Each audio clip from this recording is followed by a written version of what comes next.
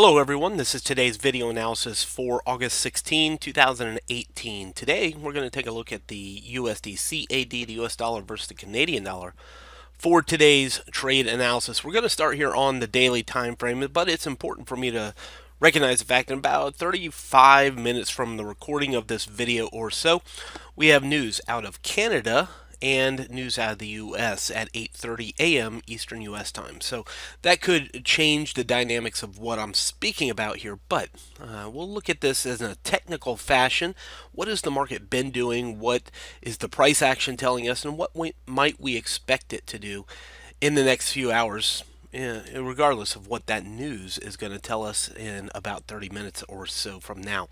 Anyway, looking at the daily time frame, there's two different trends here that I want to recognize. The black trend line, the rising trend that you see here, going from all the way back in April or so through the high of that back into June. Since then, we've seen a little bit of a falling trend. Take a look at this current blue trend line here, where the market has made now three specific highs: the highest high, the middle high, and now the high that we're currently challenging into the 1.3150 level. So three specific highs. So it's very interesting where the current market is holding as resistance into that blue trend line.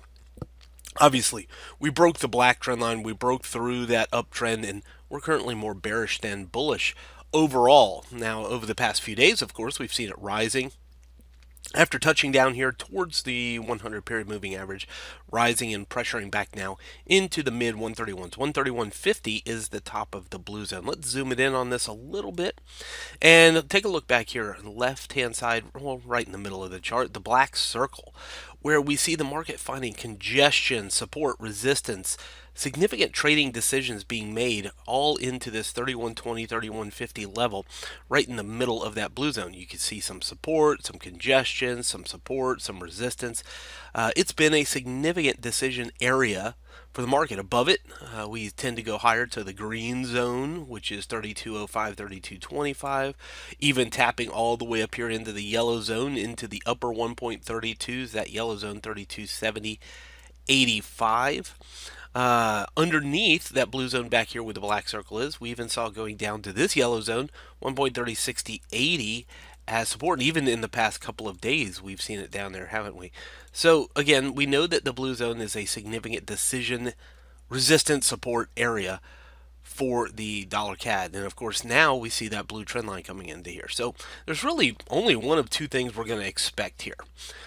Given the news, given what happens with the U.S. dollar, which has been climbing for several days, if the U.S. dollar continues to climb or pulls back, if oil continues to fall or pull back, we'll look at all of those factors. But we expect some sort of decision for the U.S. CAD right around the 3150 level, because that's a significant area of resistance. One of two things is going to happen here. It's either going to break above here and start the journey higher. It's going to break the blue trend line, break 3150, and begin heading back towards the green zone, or even all the way up here towards the yellow zone at the top.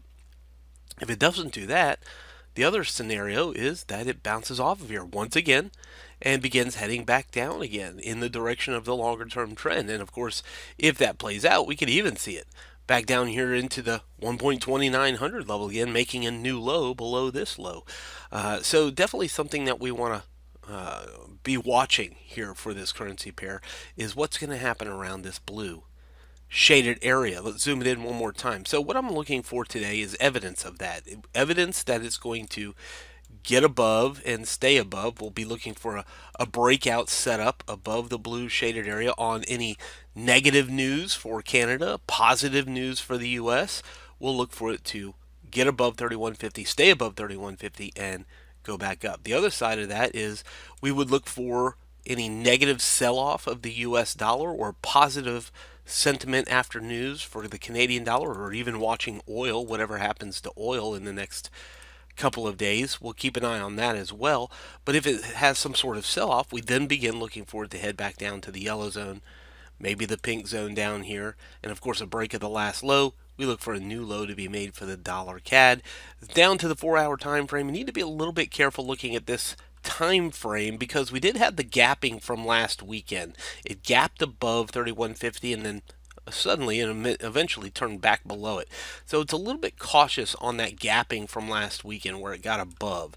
It was a short-lived. It didn't break above it on the daily, but it was a short-lived gapping above 3150 on the open of this week from the weekend. So we need to be cautious on that. But I think, at least at this point, it's easy to see 3120.50 is our area to watch. Take a look at that right here on the daily time frame. This area right here, 1, 2, 3, 4, 5, 6 4-hour candles just bouncing around here. So either, in fact, it might even be more prudent to look for the push under the blue zone or above the blue zone for your next real confident move and the next setup for the USDCAD today. From Forex Traders Daily, this has been your daily analysis with Ross Mullins. If you would like to get Ross's analysis on all the currency pairs he's watching and all the trades he takes today, join him in his live trade room by clicking on the link below. Please leave any comments you have about today's video in the comments section below.